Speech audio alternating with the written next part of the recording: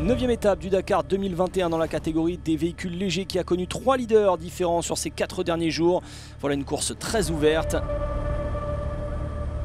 On entre dans cette boucle autour de Neom, aujourd'hui avec du sable et de la terre. Deuxième encore hier, le rookie Seth Quintero a vu lui son Dakar s'effondrer du jour au lendemain en raison d'une panne de boîte de vitesse.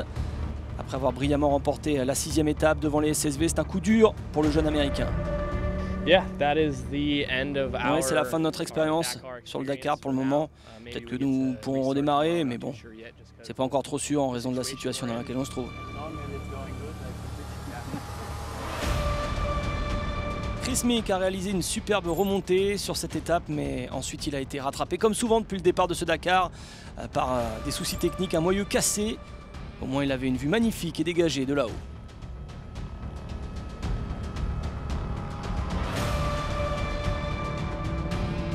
En tête du général, il y a 2 jours, Aaron Domzala a eu une mauvaise passe sur la fin de l'étape marathon, mais aussi aujourd'hui, il a perdu 30 minutes hier et 20 minutes aujourd'hui.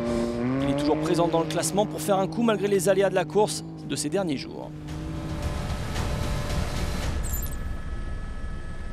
C'est sur la fin de cette étape autour de Neom que Chaleco Lopez a dessiné sa victoire. Il cherche à reprendre du temps au général, c'est chose faite puisqu'il reprend même les commandes du rallye.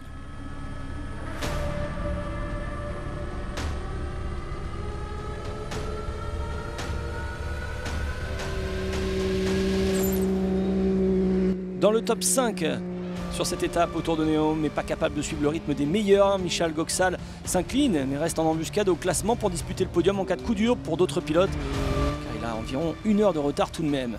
Kees Koulen et Jürgen van den Goorberg sont aux portes du top 10 avec leur Can-Am, mais Kees regarde déjà l'avenir. Kees est un spécialiste de l'énergie électrique, on pourrait peut-être le retrouver prochainement dans une voiture électrique sur le Dakar, sait-on jamais.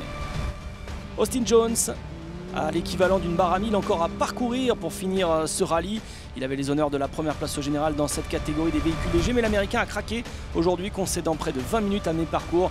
Il termine l'étape 10e à plus de 30 minutes et abandonne sa place de leader. Le voilà désormais chasseur sur les 3 prochaines étapes.